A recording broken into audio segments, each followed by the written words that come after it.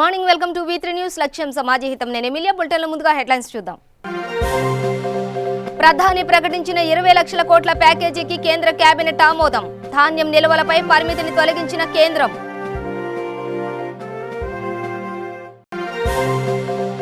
మే 25 నుంచి ప్రారంభం కానున్న దేశీయ విమాన సర్వీసులు ప్రయాణికులకు అందుబాటులో ఉండేందుకు సిద్ధం కావాలని కేంద్రం ఆదేశాలు.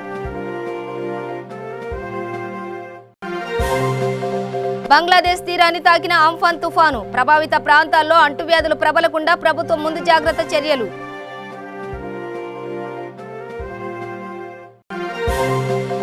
మెదక్ జిల్లాలో సర్దన చెక్ డ్యాంకు శంకుస్థాపన. జిల్లాలో 2000 ఎకరాల ఆయకట్టుకు నీరు వస్తుందన్న మంత్రి హరీష్ రావు.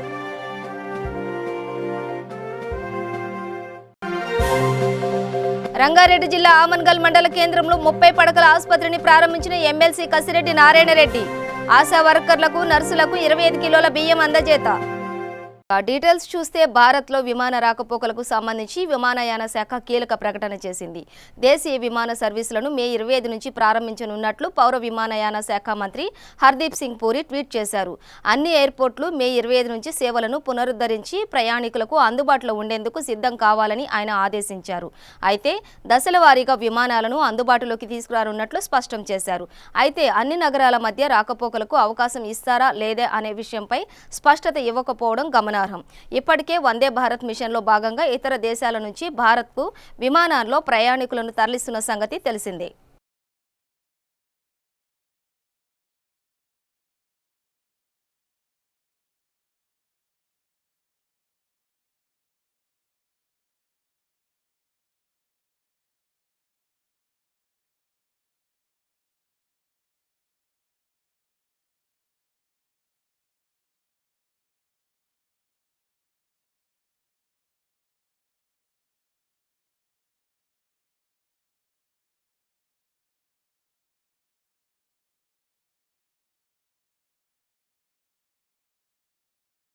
ఆంఫాన్ తుఫాన్ బంగ్లాదేశ్ తీరాన్ని తాకడంతో దీని ప్రభావంతో కురిసిన భారీ వర్షాలు గాలుల వల్ల 7గురు మరణించారు. ఈ తుఫాన్ పశ్చిమ బెంగాల్ బంగ్లాదేశ్ తీరంలోని దిఘా హతియా దీవుల మీదుగా సుందర్బన్స్ నుంచి బుధవారం సాయంత్రం 5:30 గంటలకు తీరం దాటింది. ఈ విపత్తు వల్ల బంగ్లాదేశ్లోని బర్గునా, సాత్ఖిరా, ఫిరోజ్పురా, బోలా, పాటువాఖలి ప్రాంతాల్లో 7గురు మరణించారని బంగ్లాదేశ్ అధికారులు చెప్పారు. తుఫాన్ సహాయ పనుల కోసం 10 కంట్రోల్ రూమ్లను ఏర్పాటు చేశామని బంగ్లాదేశ్ అధికారులు చెప్పారు.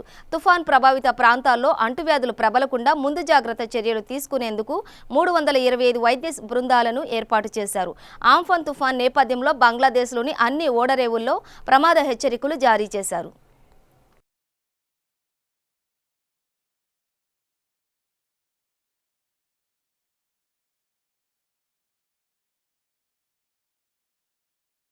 కేంద్ర కేబినెట్ కీలక నిర్ణయాలను తీసుకుంది. ప్రధాని ప్రకటించిన 20 లక్షల కోట్ల రూపాయల ప్యాకేజీకి కేంద్రం కేబినెట్ ఆమోదం తెలిపింది. కేంద్ర ఆర్థిక మంత్రి నిర్మలా సీతారామన్ ప్రకటించిన విధానపరమైన నిర్ణయాలకు కేబినెట్ ఆమోదం తెలిపింది. ఎంఎస్ఎంఈలకు 3 లక్షల ప్యాకేజీని కేంద్రం మరింత విస్తృతపరిచింది. చిన్న పరిశ్రమలకు ఎమర్జెన్సీ క్రెడిట్ లైన్ గ్యారంటీ కల్పించింది. సీనియర్ సిటిజన్స్ కు సాయం చేసే ప్రధాని మంత్రి వయా వందనం యోజన పథకాన్ని మార్చి 2023 వరకు పొడిగిస్తూ నిర్ణయం తీసుకుంది. రైతులకు కేంద్ర కేబినెట్ మరిన్ని రాయితీలు కల్పించింది. ధాన్యం నిల్వలపై పరిమితిని తొలగించింది. ప్రధానమంత్రి మత్స్య సంపద యోజనకు ఆమోదం తెలిపింది. బొగ్గు గనుల వేలంపై కొత్త విధానాలకి కూడా కేంద్ర కేబినెట్ ఆమోదం తెలిపింది.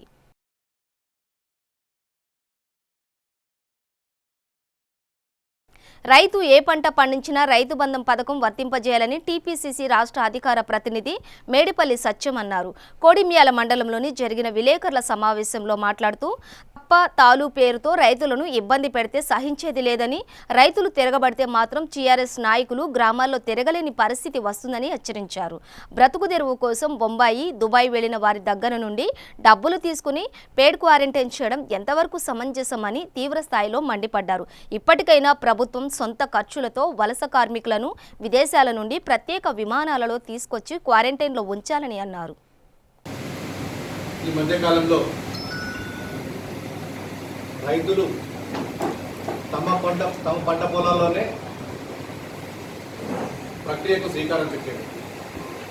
ముఖ్యమంత్రి గారు తాను చెప్పిన పంటనే వేయమని చెప్పి రైతులను బెదిరించే ప్రయత్నం చేస్తున్నారు.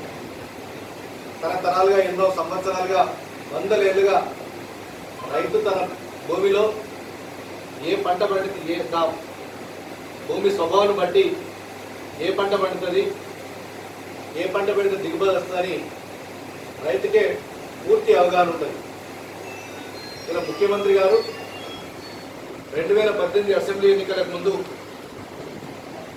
రైతులను మోసగించి అధికారంలోకి రావాలని చెప్పి ఏదైతే రైతు బంధు పథకం పెట్టిందో, ఇప్పుడు ఆ రైతు బంధు పథకాన్ని రైతులకు ఎగ్గొట్టడానికి, రైతు బంధు పథకాన్ని పూర్తిగా నిర్వీర్యం చేయడానికి ఈ రాష్ట్ర ప్రభుత్వం ముఖ్యమంత్రి చంద్రశేఖరరావు గారు కుట్ర పన్నుతున్నారు.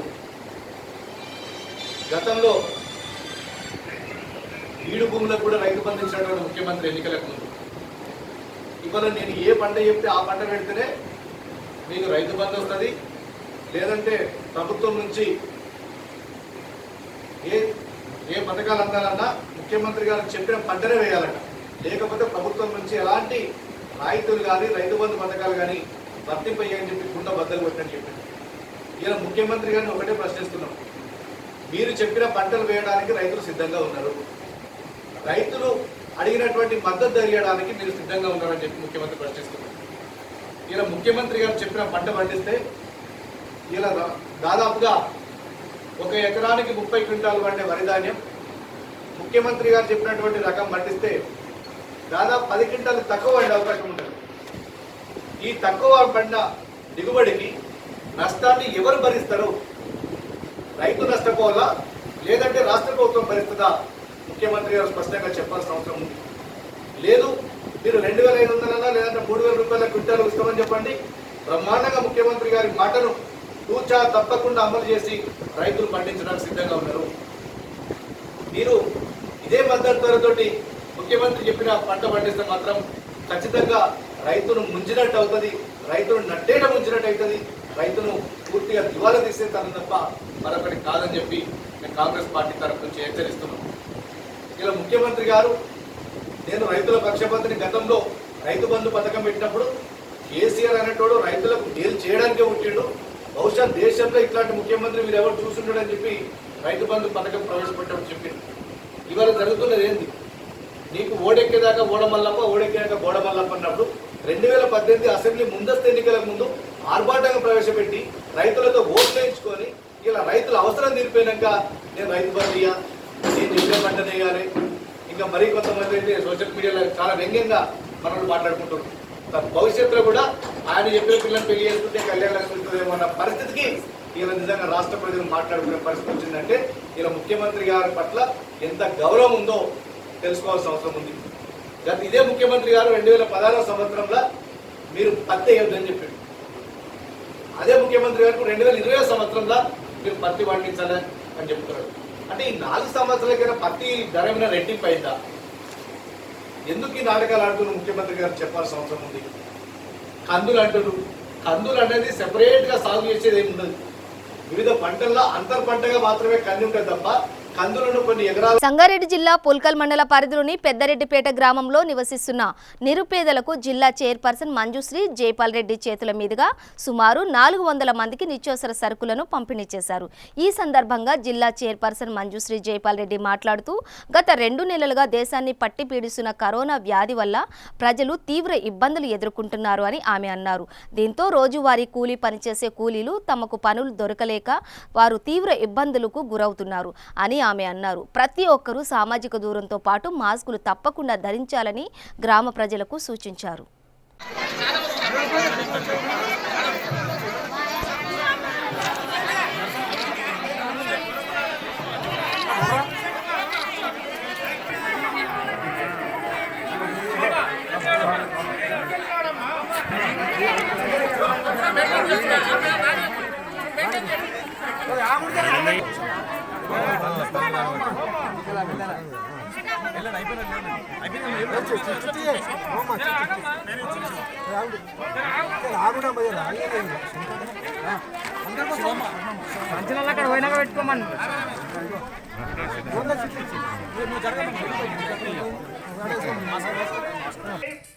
వ్యాధి మంచిగా ఉన్న వాళ్ళకు కూడా దగ్గు అని విష జ్వరాలు ఎన్నో వస్తుంటాయి. ఇప్పుడు ముందు వచ్చే కాలం బాగాలేదు. దాంట్లోకి ఇది ఇదో భయంకరమైన రోగం వచ్చింది. దాని నుండి మీరు ప్రతి ఒక్కరు జాగ్రత్తలు తీసుకొని, ఇప్పటి వరకు ఉంది ఒక ఎత్తు ఈ 3 నెలలు, ఇక ముందు ఉండేది ఇంకొకటి. ప్రతి మనిషి అసలు ఒక మనిషి ఆనుకోకుండా ప్రతి మనిషి దూరంగా 2 అడుగుల దూరంగా ఉండేటట్టే జాగ్రత్త తీసుకోవాలి. అంతేకాదు మీ ఇల్లు, మీ ఇంటి చుట్టూన్న పరిసరాలు శుభ్రంగా ఉంచుకోవాలి. ఇప్పుడు మళ్ళీ మనకి వర్షాకాలం స్టార్ట్ అయిందంటే మన గ్రామం బాగు చేసుకునే పని ఒకటి మనకు మొదలైంది. ఎందుకంటే గ్రామం పరిశుభ్రంగా ఉంటేనే మనకి వ్యాధి నుండి మనం బయటపడగలుగుతాం. ఇప్పుడు ఇంతకు ముందు ఒక 4 రోజులు 30 రోజుల కార్యక్రమం అన్ని గ్రామాన్ని చెట్లు అవే పరిశుభ్రత, మురికి కాలువల శుభ్రత అన్ని చూస్తున్నాం కదా. అదే విధంగా ఇప్పుడు మళ్ళీ మనం ఆ పనులన్నీ మొదలు పెట్టుకోవాల్సిన సందర్భం మళ్ళీ స్టార్ట్ అయింది. ప్రతి ఒక్కరూ శ్రద్ధగా మన గౌరవ ముఖ్యమంత్రి గారు సూచిస్తున్న సూచనలు పాటిస్తూ ఈ 3 నెలలు కూడా మనము జాగ్రత్తగా ఉంటేనే మన జిల్లాకు ఆ రోగం రాదు. లేదు అని అంటే ఒక్క మనిషి నిర్లక్ష్యం చేసిన తన చుట్టూ ఉన్న అందరినీ తనతో పాటు తీసుకెళ్తుంది. ఇది ఎట్లానంటే ఇంతవరకు మనము ధనికులైనా పేదోళ్ళైనా అందరం మనుషులం, మనం ఒకటే అనే ధోనిలో పోయినాం. కానీ ఇప్పుడు మనిషికే ఒంటరి మనిషిని చేసే రోగం మనకు వచ్చింది. అందుకోసం ప్రతి ఒక్కరం జాగ్రత్త తీసుకోవాలి. తిండికి, భోజనానికి చాలా కష్టమైన పరిస్థితి. రికార్డని ప్రజలకు ఈ రోజు పనులు లేక ఇంటి దగ్గర. కర్నూలు జిల్లా పాణ్యం మండలంలోని అగ్రికల్చర్ అధికారుల ఆధ్వర్యంలో సబ్సిడీపై జీలుగలు, పిల్లి, పెసర విత్తనాలను రైతులకు పంపిణీ చేశారు. పాణ్యం ఎమ్మెల్యే కాటసాని రాంభూపాల్ రెడ్డి. ఈ కార్యక్రమంలో మాజీ జెడ్పీటీసీ సూర్యనారాయణ రెడ్డి మరియు వైసీపీ నాయకులు పాల్గొన్నారు. ప్రారంభించమనేటువంటిది చేస్తున్నాం. 500 లెక్కన వారి ఖాతాల్లో పడింది సార్. అదేవిధంగా పిఎం కిసాన్ కింద 2000 ఆల్రెడీ రైతుల యొక్క ఖాతాల్లో జమ అయింది.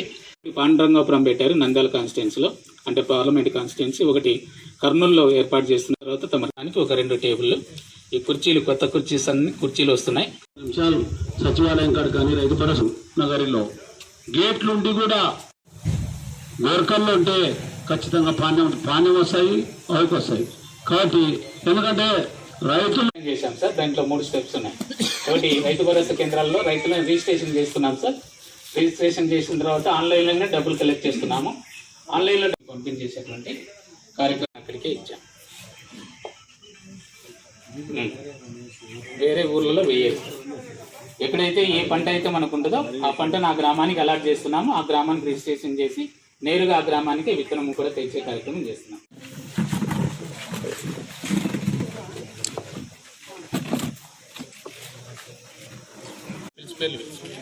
కృష్ణారెడ్డి కొన్ని ఎం జయచంద్రారెడ్డి ఆలమూరు, ఎల్ల కృష్ణారెడ్డి బల్పనూరు జీలుగా.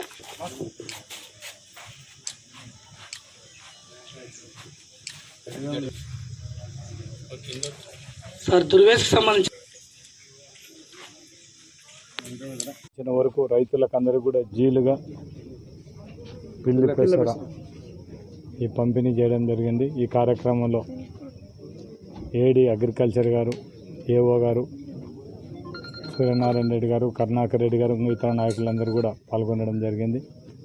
ఈ రాష్ట్ర ముఖ్యమంత్రి జగన్మోహన్ రెడ్డి గారు రైతు పక్షపాతి కాబట్టి ఈరోజు రైతులకు అందరికీ కూడా సంబంధించిన వరకు ఏ విధంగా రైతులకు ఉపయోగపడుతుందనే స్కీములన్నీ కూడా పెట్టడం జరిగింది. రైతు భరోసా అయితేనేమి, ఈ విత్తనాల పంపిణీ కార్యక్రమం. ఇంతకుముందు మనం ఎప్పుడో వర్షాలు పడిన తర్వాత విత్తనాలు పంపిణీ చేసేవాళ్ళం. ఇప్పుడు కాదు, ముందే రైతులకు అందరూ కూడా విత్తనాలు పంపిణీ చేయడం జరుగుతుంది. వాళ్ళు కోరుకునే విత్తనాలు అందరూ ఇవ్వడానికి కానీ, ఫర్టిలైజర్స్ కానీ, పెస్టిసైడ్స్ కానీ, వాళ్ళు ఏ కంపెనీ కోరుకుంటే నాణ్యమైన మంచి నాణ్యత కలిగిన మందులు కానీ ఇవన్నీ కూడా సప్లై చేయడం జరుగుతుంది. కదా రైతులందరినీ కూడా కోరేది ఒకటే, మీరు ఫాల్స్ ప్రెస్టేజ్లు పోకుండా పక్క రైతు ఏదో 10 మూటలు వేసినాడు నేను 15 మూటలు వేయాలనేది కాకుండా, ఆ రైతు కంటే అతను 10 మూటలు వేసింటే మీరు 5 మూటలు వేసి ఎందుకు పంట పండియగలను, ఆ ప్రెస్టేజ్ తీసుకొని మీరు పంటలు పండియాలని రైతులందరినీ కూడా కోరుకుంటూ, ఎక్కువగా మందులు వాడడం వల్ల ఒక విధంగా మనం పండించే పంటలు కూడా ఈ రసాయనిక శాతం ఎక్కువ ఉంటుంది. దాంతోపాటు మనం పండించే భూములు కూడా పూర్తి చెడిపోవడానికి అవకాశం ఉంది. అంటే మన వ్యవసాయానికి కూడా యోగ్యతలు రాని పరిస్థితి. కాబట్టి ఎక్కువగా ప్రకృతి వ్యవసాయం మనం ఈ సేంద్రియ ఎరువులు ఇవన్నీ కూడా ప్రకృతి వ్యవసాయాన్ని మనం ప్రోత్సహించాల్సిన అవసరం ఉంది. రైతులందరూ కూడా ప్రకృతి వ్యవసాయాన్ని చేయాలని కోరుకుంటూ వ్యవసాయాన్ని లాభసాటి వ్యవసాయంగా రైతులు మలుచుకోవాలని కోరుకోవడం జరుగుతుంది. మాజీ మంత్రి కీర్తిశేషులు జువ్వాడి రత్నాకర్ రావుకు వేములవాడ నియోజకవర్గ కాంగ్రెస్ పార్టీ తరపున ఆది శ్రీనివాస్ తన నివాసంలో ఘనంగా నివాళులు అర్పించారు. ఎమ్మెల్యేగా, మంత్రిగా రాష్ట్రానికి, ఈ ప్రాంతానికి చేసిన సేవలను కొనియాడారు. దేవాదాయ శాఖ మంత్రివర్యులు శ్రీ జువ్వాడి రత్నాకర్ గారికి వేములవాడ కాంగ్రెస్ పక్షాన ఘనంగా శ్రద్ధాంజలిని నివాళిని ఈరోజు అర్పించడం జరిగింది. మరో 92 సంవత్సరంలో వారి వయసులో వారు మరణించడం కాంగ్రెస్ పార్టీకి, ఉమ్మడి జిల్లాకు, తెలంగాణ కూడా తీరని లోటుగా భావించవచ్చు. వారు సర్పంచ్గా, పంచాయతీ సమితి అధ్యక్షులుగా, ధరంపూర్ లక్ష్మీస్వామి దేవస్థానం చైర్మన్గా, పలుమార్లు ఎమ్మెల్యేగా, దివంగత ముఖ్యమంత్రి రాజశేఖర్ గారి క్యాబినెట్లో దేవాదాయ శాఖ మార్చులుగా పనిచేసి అనేక అభివృద్ధి కార్యక్రమాలలో తనైనటువంటి ముద్రను వేసుకున్నటువంటి వారి మరణం తీరని లోటుగా మేము భావిస్తూ ఈరోజు వారి ఘనంగా నివాళులర్పించడం జరిగింది. నాకు బాగా గుర్తు, వారితో సాన్నిధ్యం నేను విద్యార్థి దశలో కోర్టులలో చదువుకున్నప్పటి నుండి కూడా వారంటే మక్కువ. 89లో తను ఎమ్మెల్యేగా పోటీ చేసినప్పుడు యువకుడిగా ఆయన గెలుపు కోసం ఆ రోజు అక్కడ శ్రమించినటువంటి పరిస్థితి నుంచి 90లోని జిల్లా పరిషత్ సభ్యుడు అయిన తర్వాత ఆయనను మార్గదర్శకంగా తీసుకొని అధికారులతో ఏ విధంగా మెలగాలి, ప్రజా సమస్యలు పరిష్కారం చేయడంలో ఏ విధంగా ముందుకు సాగాలని చెప్పినటువంటి వైనాన్ని దగ్గరుండి చూసినటువంటి వాడిగా, ఆ తదనంతరం ఎంపీపీగా కానీ దేవాలయం చైర్మన్గా 2వ మారు నేను ఎంపికైనప్పుడు వారు దేవాదాయ శాఖ మార్చులుగా ఉండే. వారి సహకారంతో వేములవాడ దేవాలయాన్ని అభివృద్ధి పద్ధతులు తీసుకొని పోవడానికి ఏ ఫైళ్లు పంపినా వెంటనే చేసే విధంగా వారి కృషి ఎనలేనిదని మాట చెప్తా ఉన్నాం. అదనపు వసతి గదులు కానీ, క్యూ లైన్ల నిర్మాణం కానీ, దేవాదాయ శాఖ నుండి భక్తులకు మెరుగైనటువంటి సౌకర్యాలు ఏది కల్పించాలని చెప్పినప్పటికీ ఆ ఫైల్ పెట్టినప్పటికి వెంటనే వారు ఆమోద ముద్ర వేసి వేలాది దేవాలయాన్ని అభివృద్ధి పత్రంలో తీసుకోవడం చెప్పిన కాంక్ష బలీయంగా ఉన్నటువంటి వాడిగా బాగా గుర్తు ఈరోజు. దాంతోపాటు ఆనాడు పేద భక్తులకు వేలాడ పట్టణాలకు వచ్చి దర్శనం చేసుకున్న తర్వాత ఆకలితో, అంటే తక్కువ డబ్బుతోటి హోటల్ పెట్టాలని చెప్పని 15 రూపాయలకే భోజనాన్ని క్యాంటీన్ ఏర్పాటు చేసినటువంటి దేవస్థానం తరఫున వారి ఆలోచన విధానంతో మాట సందర్భంగా చెప్తే కానీ ఈ విధంగా చెప్పుకుంటూ అనేక కార్యక్రమాలు ఉమ్మడి కరీంనగర్ జిల్లాలో విద్యకు సంబంధించినటువంటి అనేక కాలేజీలు ఈరోజు రావడానికి మరి అంకురార్పణలో వారి పాత్ర ఉంది. వేములవాడ నియోజకవర్గంలో కూడా వారి వంతు సహకారంతో ఇంతకుముందు మిత్రులు చెప్పినట్టుగా ఉమ్మడి ఆంధ్రప్రదేశ్లో గ్రామాలలో పురాతన దేవాలయాలని అభివృద్ధి పథంలో తీసుకొని పోవడానికి నిధులు ఎక్కువగా వెచ్చించడంతో పాటు ధూప దీప నైవేద్యానికి కూడా అనేక దేవాలయాలకు నిధులు మంజూరు చేసినటువంటి ఘనత కూడా ఈరోజు వారిదైన మాట సందర్భంగా చెప్తూ వారి మరణానికి మనం మా తీవ్ర సంతాపాన్ని నివాళులు అర్పిస్తూ వారి కుటుంబానికి అంతా మంచి జరగాలని ఈ సందర్భంగా కోరుతూ అందరికీ నమస్తే తెలియజేస్తా ఉన్నాం. వేములవాడ రూరల్ మండలంలోని చెక్కపల్లి గ్రామంలో అగ్ని ప్రమాదం సంభవించింది. అగ్నిమాపక సిబ్బందికి సమాచారం అందివ్వడంతో ఘటనా స్థలానికి వచ్చిన అగ్నిమాపక సిబ్బంది మంటలను అదుపులోకి తీసుకువచ్చారు.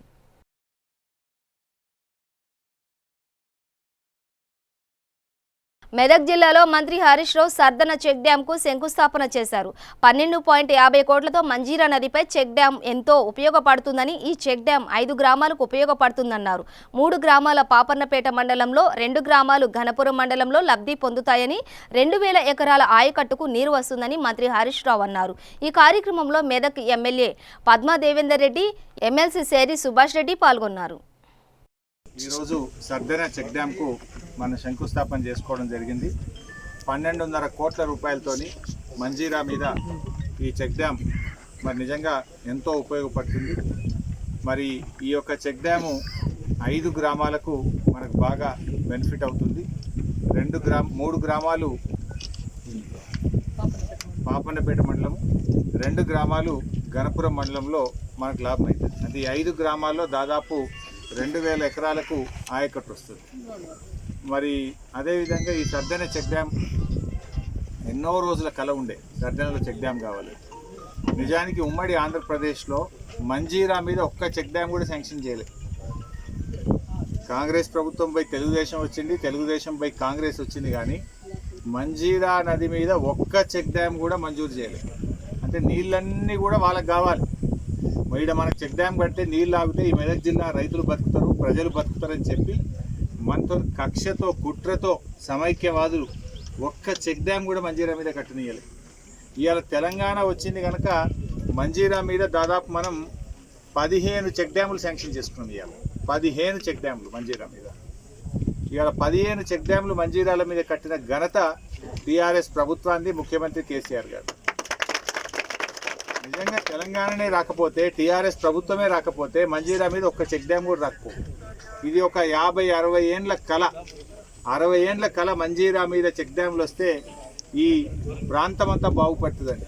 సంగారెడ్డి దగ్గర ప్రారంభమైనటువంటి మంజీరా నుంచి ఇవాళ మన సర్దెన లాస్ట్ పాయింట్. సంగారెడ్డిలో ఆ ఊరి పేరేంటి, మన బ్రిడ్జ్ ఫసల్వాది టు సర్దెన. అంటే ఈ మొత్తం ఫసల్వాది దగ్గర మొదటి చెక్ డ్యాము, సర్దెన దగ్గర చివరి చెక్ డ్యామ్. ఈ 15 చెక్ డ్యాములు శాంక్షన్ చేయించి ఇవాళ యుద్ధ ప్రాతిపదికన ముమ్మరంగా పనులు చేసుకుంటా ఉన్నాం. అంటే ఈ 15 చెక్ డ్యామ్ల వల్ల దాదాపు ఒక 25,000 ఎకరాల్లో పంట సాగు జరుగుతుంది. అదేవిధంగా భూగర్భ జలాలు మొత్తం మంజీరా ఇరువైపులా కూడా రైతాంగానికి బోర్లలో, బావులలో ఊటలు పెరిగి చాలా మేలు జరుగుతుంది. ఇది ఒక రైతు బిడ్డగా, ఒక రైతుగా మన ముఖ్యమంత్రి గారు ఆలోచించడం వల్ల ఈ చెక్ డ్యామ్లు ఇవాళ మనకు రావడం జరిగింది. శేర్లింగంపల్లి నియోజకవర్గంలోని ఆల్విన్ కాలనీ డివిజన్లో రాజ్యసభ సభ్యులు సంతోష్ రావు ఆదేశాల మేరకు టీఆర్ఎస్ యువజన నాయకులు సంతోష్ ఆధ్వర్యంలో SC ST corporation chairman Errolla Srinivas, MLA Arikepudi Gandhi ఆధ్వర్యంలో పేద ప్రజలకు, వలస కూలీలకు బత్తాయి పండ్లు పంపిణీ చేశారు. ఈ సందర్భంగా SC ST corporation chairman Errolla Srinivas మాట్లాడుతూ తెలంగాణ రాష్ట్రంలో కరోనా మహమ్మారిని నియంత్రించడానికి ముఖ్యమంత్రి కేసీఆర్ ఆదేశాల మేరకు రాష్ట్ర ప్రభుత్వం అహర్నిశలు పనిచేస్తుందని అన్నారు. నిత్యం తిరుగుతూ ఉన్నాం.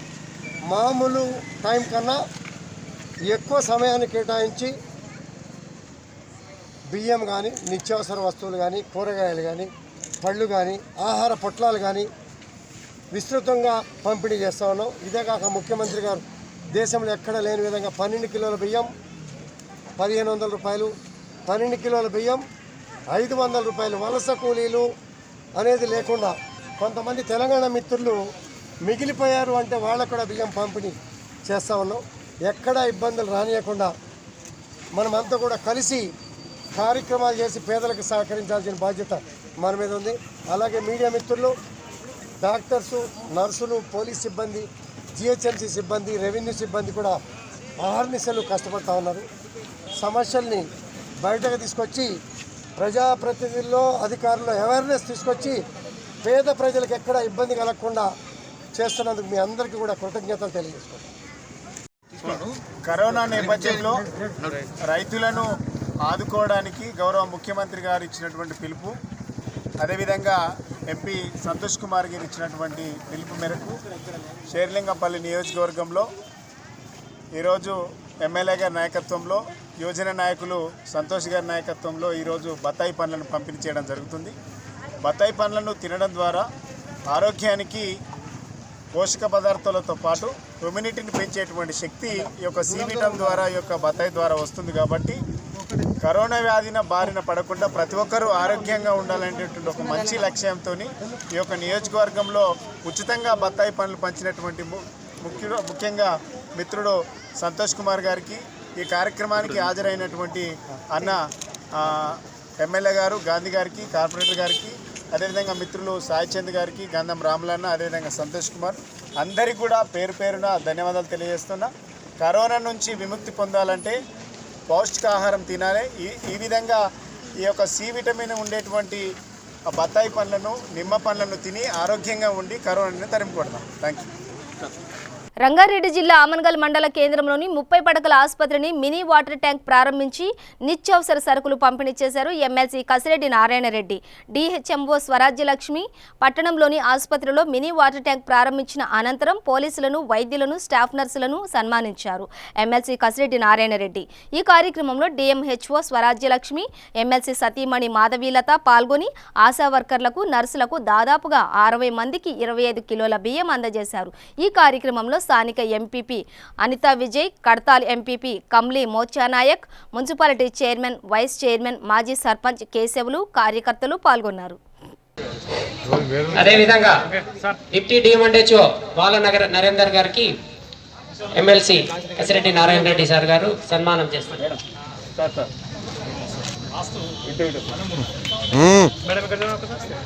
Thank you sir. మా యొక్క మెడికల్ వైద్య ఆరోగ్య శాఖ యొక్క పనిని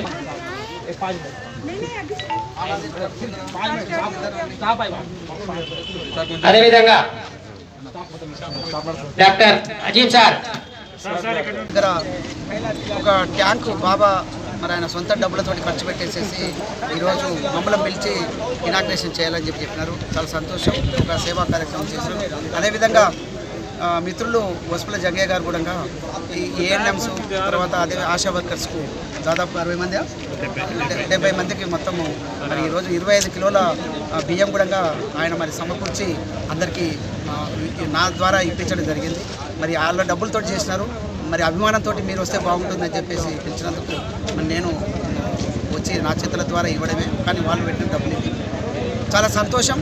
మరి గౌరవ ముఖ్యమంత్రి గారు కల్వకుంట్ల చంద్రశేఖరరావు గారు చేస్తున్నటువంటి కార్యక్రమాలు ఈ కరోనాను ఏ విధంగా మన దారికి దరిదాపు రానియకుండా ఈ తెలంగాణ రాష్ట్రంలో చేయాలని చెప్పేసి మొట్టమొదటిసారిగా భారతదేశంలో బ్రహ్మాండంగా మరి ఒక నిర్ణయం తీసుకున్నారు. గ్రేటర్ వరంగల్ జిల్లాలోని మండీ బజార్లో స్పిరిట్ ఆర్గనైజేషన్ ఆధ్వర్యంలో వారానికి సరిపడా నిత్యావసర వస్తువులను, కూరగాయలను పంపిణీ చేశారు.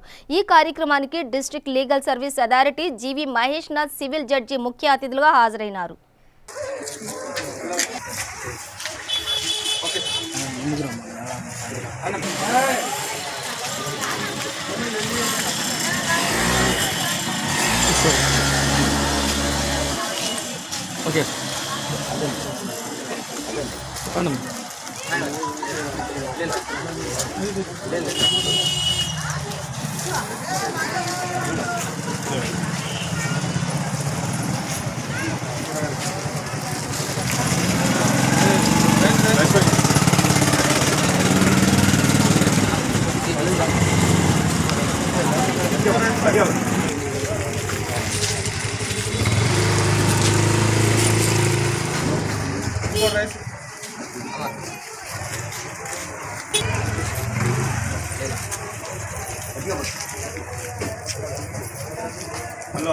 జనగామ జిల్లాలో జూనియర్ ఎన్టీఆర్ పుట్టినరోజు వేడుకలు ఘనంగా నిర్వహించారు. జనగామ జిల్లా కేంద్రంలో A1 స్టార్ జూనియర్ ఎన్టీఆర్ పుట్టినరోజు వేడుకలు కమిటీ సభ్యులు జన్మదిన సందర్భంగా మొక్కలు నాటారు. కేక్ కట్ చేసి అనంతరం వర్ధన ఆశ్రమంలో కూరగాయలు పంపిణీ చేశారు.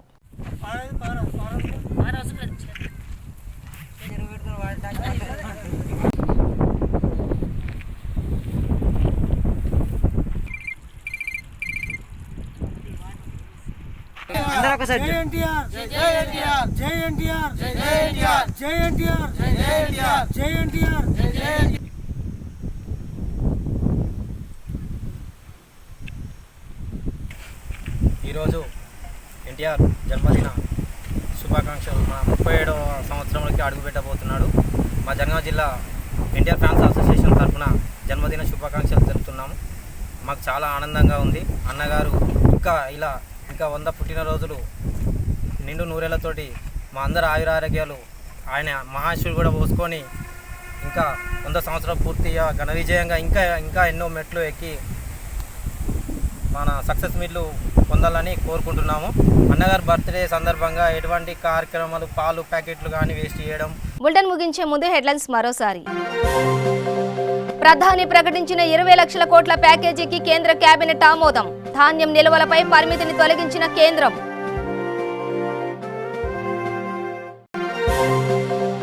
మే 25 నుంచి ప్రారంభం కానున్న దేశీయ విమాన సర్వీసులు ప్రయాణికులకు అందుబాటులో ఉండేందుకు సిద్ధం కావాలని కేంద్రం ఆదేశాలు. బంగ్లాదేశ్ తీరాన్ని తాకిన ఆంఫాన్ తుఫాను ప్రభావిత ప్రాంతాల్లో అంటువ్యాధులు ప్రబలకుండా ప్రభుత్వం ముందు జాగ్రత్త చర్యలు.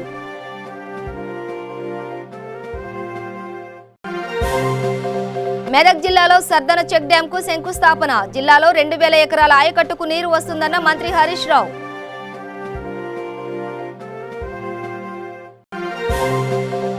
రంగారెడ్డి జిల్లా ఆమన్గల్ మండల కేంద్రంలో 30 పడకల ఆసుపత్రిని ప్రారంభించిన ఎమ్మెల్సీ కసిరెడ్డి నారాయణ రెడ్డి. ఆశా వర్కర్లకు నర్సులకు 25 కిలోల బియ్యం అందజేత. ఇవి బులెటిన్ విశేషాలు. మరింత సమాచారం కోసం చూస్తూనే ఉండండి. V3 న్యూస్ లక్ష్యం సమాజహితం.